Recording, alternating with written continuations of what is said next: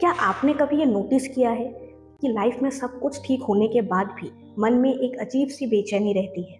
जैसे आपका मन आपसे कह रहा है बस एक और चीज़ और फिर लाइफ सबसे अच्छी होगी। लेकिन सच ये है कि प्रॉब्लम दुनिया में नहीं है, प्रॉब्लम मन के एक पैटर्न में है। इस वीडियो को हमने 5 भागों में विभाजित किया है। पहले भाग में हम समझेंगे हमारा मन कभी संतुष्ट क्यों नहीं होता। दूसरे भाग में हम समझेंगे मन का एक छुपा हुआ पैटर्न। तीसरे भाग में हम समझेंगे साइकोलॉजी यानी मनोविज्ञान का एक सिद्धांत जो हमें मन की इस व्यवहार को समझाती है। चौथे भाग में हम समझेंगे हमारे वेदांत हमें इस विषय में क्या सीख देते हैं।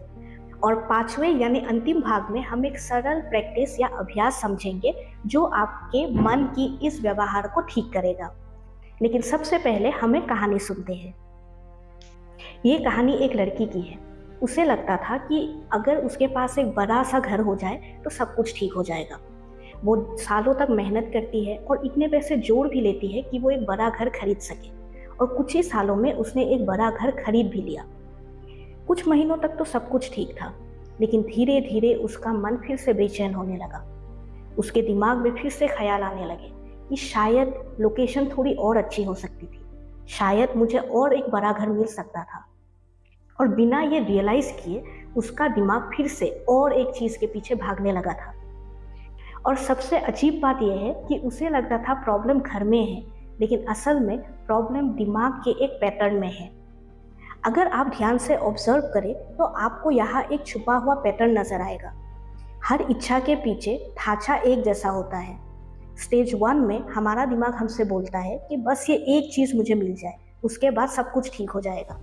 स्टेज 2 में हमें वो चीज़ मिल जाती है और हम बहुत एक्साइटेड और बहुत खुश हो जाते हैं। स्टेज 3 में हमारा एक्साइटमेंट और खुशी धीरे धीरे कम होने लगता है और अंत में ख़त्म हो जाता है।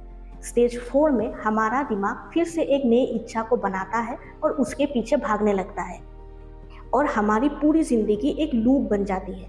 पहले एक इच्छा आना, फिर वो इच्छा का मिल जाना, फिर हमें उसका आदत पड़ जाना, और फिर एक नया इच्छा का जन्म होना। बस यही करते रहते हैं हम पूरी जिंदगी। अब हम साइकोलॉजी के लिए इस बात को समझते हैं। साइकोलॉजी में यानी मनोविज्ञान में एक कॉन्सेप्ट के बारे में बताया जाता है जिसका नाम है हेडोनिक एडाप्टेशन।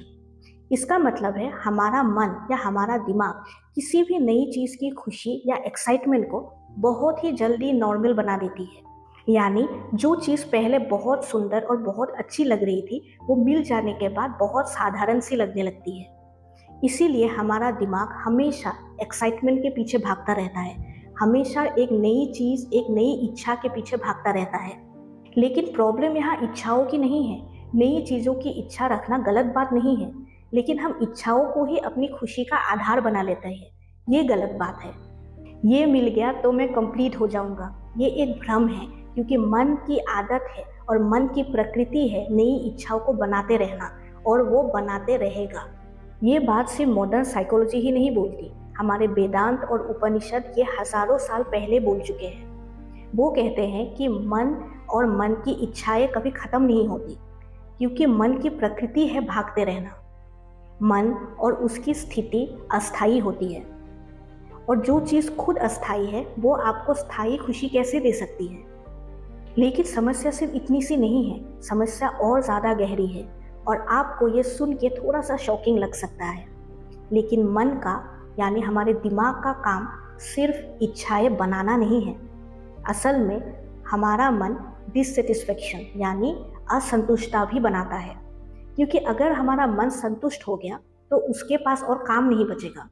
जैसे हम खाने से ज़िंदा रहते हैं, हमारा मन हमारी सोच और हमारे ख्यालों से ज़िंदा रहता है। इसलिए मन हमेशा एक और चीज़ के पीछे भागना चाहता है, और ये एक और चीज़ कभी ख़त्म नहीं होता। तो क्या इच्छाएं गलत हैं? नहीं, इच्छाएं गलत नहीं हैं, लेकिन इच्छाओं से हम अटैचमेंट रखते हैं, इच्छाओं से हम लगाव रखते हैं, हमें मोह हो जाता है उससे, और इस बात से हमें तकलीफ होती है। एक सिंपल से उदाहरण से हम मन और इसकी इच्छाओं के बारे में थोड़ा समझते हैं। मान लीजिए आपने गुलाब का एक पौधा लगाया।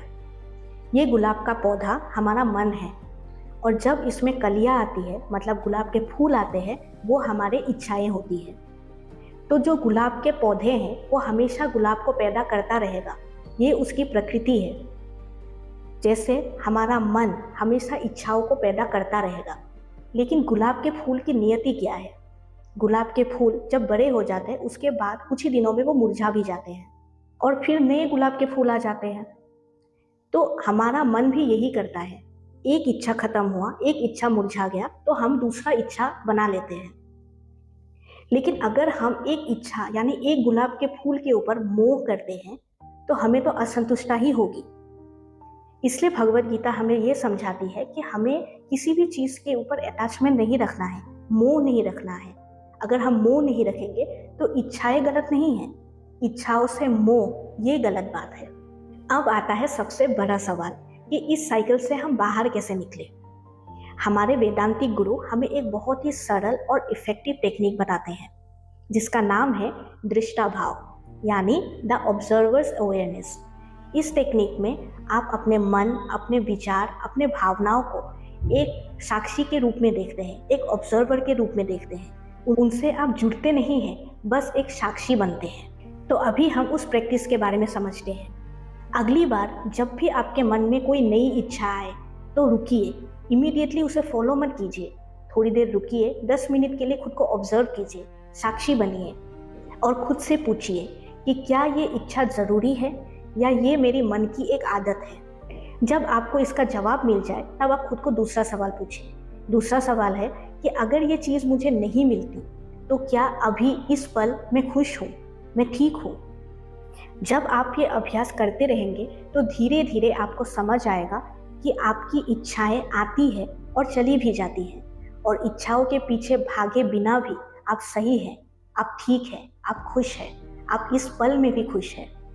जैसे ही आप मन को ऑब्जर्व करना शुरू करोगे आपको धीरे धीरे ये चीज़ समझ आ जाएगी कि शांति भविष्य की उपलब्धियों में नहीं है। शांति तब आती है जब आप मन की हर एक इच्छा के पीछे भागना बंद कर दोगे। शांति तब आती है जब आप किसी और से नहीं, अपने मन से जीत पाओगे। और जब आप ये सीख जाओगे तब आपके अंदर से एक और चीज़ की मांग नहीं आएगी, आपके अंदर से एक शांति की लहर आएगी। आपको ऐसा लगेगा कि कोई आपसे कह रहा है कि बस अब आपको और भागने की ज़रूरत नहीं।